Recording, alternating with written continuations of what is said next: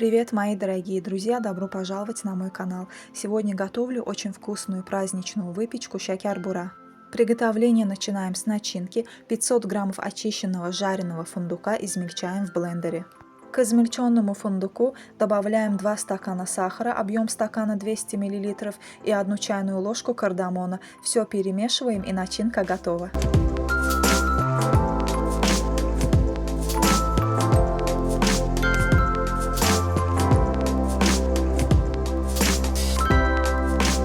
Для теста просеиваем 1 кг муки, я уже это сделала заранее. Добавляем сюда 1 пакетик ванили, то есть 5 грамм, и щепотку соли, и все перемешиваем.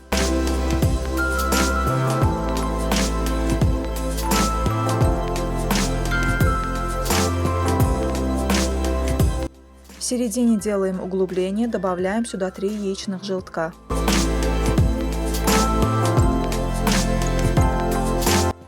Далее добавляем сюда 200 граммов сметаны, у меня жирная сметана 25%, и 300 граммов растопленного сливочного масла. Смотрите, чтобы сливочное масло было именно белого цвета, потому что желтое масло придаст тесту желтый оттенок. 1/3 чайной ложки сухих быстродействующих дрожжей разбавляю немножко с теплым молоком и добавляю к тесту. Далее, добавляя постепенно теплого молока, замешиваем тесто. Молоко обязательно добавляйте постепенно, потому что может быть так, что вам понадобится больше или же меньше молока.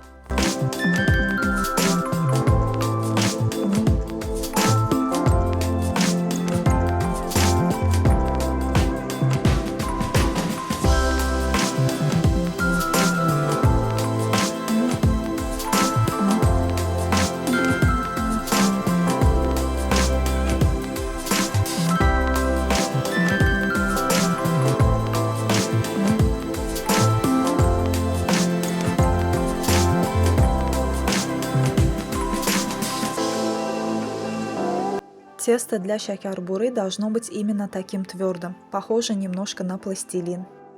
Здесь у меня осталось еще немножко молока, как я и говорила ранее, возможно, что все молоко нам не понадобится, то есть при замешивании теста я использовала только 150 мл молока. Тесто накрываю крышкой, отправляю в теплое место на 15 минут. Тесто делю на 2 равные части, одну часть отправляю в холодильник, а со второй частью буду работать. Ни в коем случае нельзя давать тесту подняться, потому что тогда вам труднее будет с ним работать и края вашей шакер-буры при выпечке раскроются. Поэтому пока работаете с одной частью теста, вторую держите в холодильнике. Тесто делим на кусочки, каждый кусок по 40 грамм, и формируем шарики.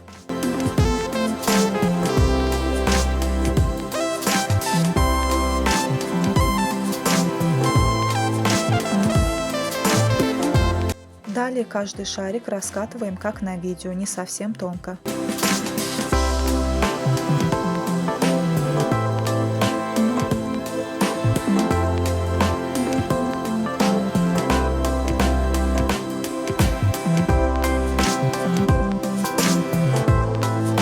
Далее, макая пальчик в воду, обводим по краям теста, делаем это для того, чтобы тесто хорошо прилипало. Добавляем по 2 или по 3 чайные ложки начинки, хорошо утрамбовываем и защипываем края.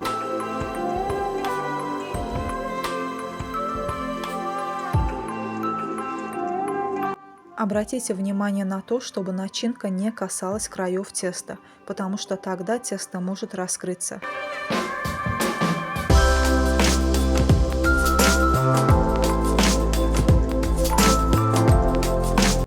Далее делаем несколько проколов иголкой, чтобы вышел лишний воздух и чтобы шакер-бура не вздулась при выпекании.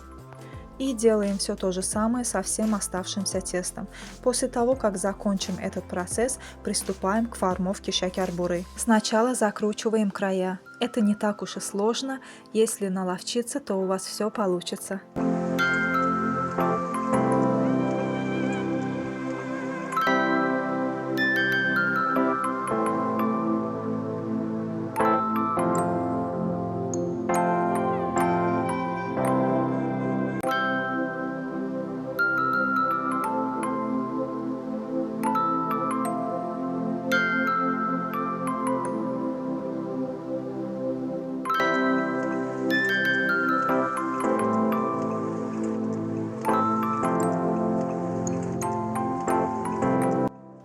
Специальным пинцетом накладываем узоры.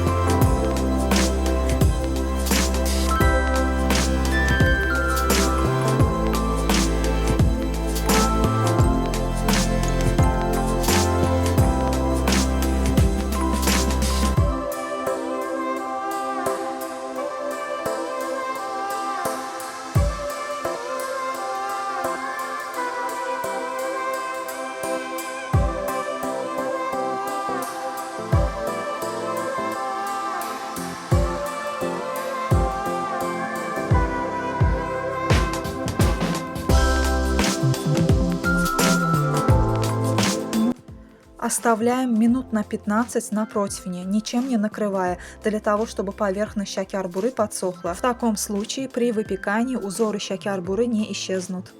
Еще раз прокалываем иголкой и отправляем в духовку, разогретую до 150 градусов, до румяного низа. И уследите за тем, чтобы шакер-бура не подрумянилась, она должна оставаться белой. Готовьте на самом нижнем уровне духовки. Если увидите, что поверхность шакер-буры начинает румяниться, а низ еще белый, то покройте ее фольгой.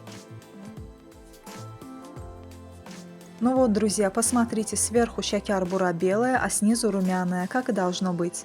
Эту ароматную, красивую, вкусную выпечку мы готовим на каждый праздник весны Новруз. Посмотрите, какая она в разрезе. Обязательно приготовьте и не забудьте поделиться результатом у меня в комментариях. Спасибо вам за просмотр. Не забудьте поставить лайк и подписаться. Берегите себя и до скорых встреч!